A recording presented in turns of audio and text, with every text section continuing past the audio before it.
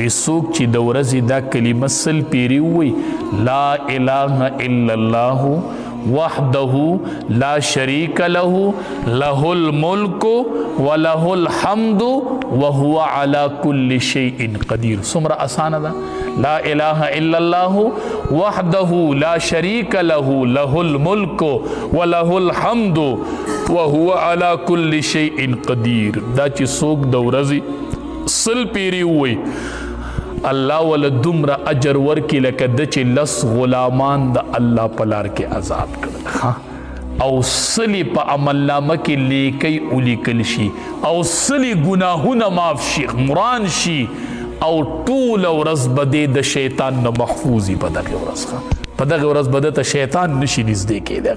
ډېر خلک د شیطانانو په وسوسو کې دي. ډېر خلک وایي مولوي صاحب ما نه ګناه کېږي.